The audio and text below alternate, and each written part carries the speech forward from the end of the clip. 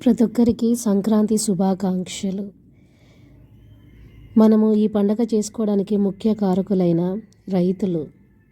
కనీసం ఈ సంవత్సరం అయినా ఏ ఒక్క రైతు మరణము చూడకూడదని ఆశిస్తాం.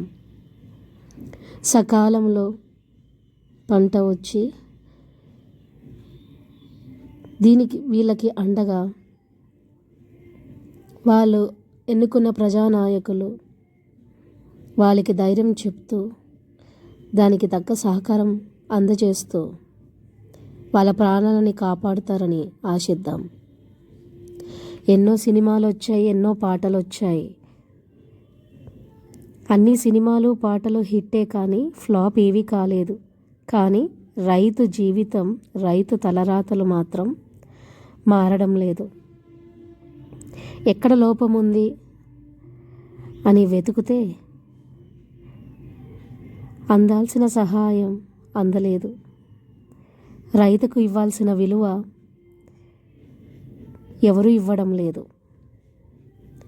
ప్రతి ఒక్కరికి సంక్రాంతి శుభాకాంక్షలు. సంక్రాంతి అనగానే మనకు గుర్తుకొచ్చేది మొదటిది కోడి పందాలు, రెండోది జూదం, మూడోది రంగువల్లులు, నాలుగోది పిండి వంటలు, ఇంకా కొత్తగా రిలీజ్ అయ్యే సినిమాలు.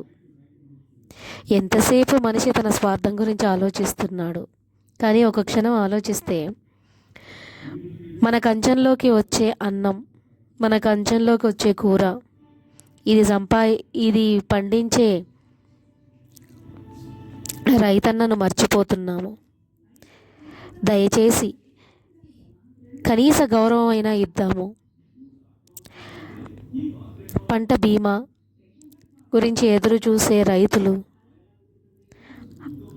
సుఖ సంతోషాలతో వర్ధిల్లాలని, ఏ ఒక్క చావును మనము ఈ సంవత్సరం చూడకూడదు అని ప్రజానాయకులు, అంటే మన చేత ఎన్నుకోబడిన నాయకులు రైతు ఒక మంచిని ఆశిస్తూ రైతు కొరకు పనులు చేస్తారు అని, రైతుకి సహాయంగా నిలుస్తారు అని, రైతుకి చేదోడు వాదోడుగా ఉంటారు అని ఆశిద్దాం. ఎందుకంటే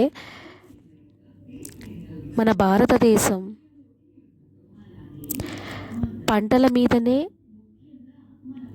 సంపద ఉంది. మన వాళ్ళు చేసే ముఖ్యమైన పనిలో పంట పండించడమే మన ఆదాయం.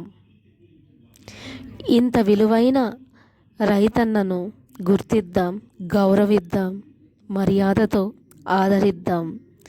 తనతో పాటు పండగ చేసుకుందాం.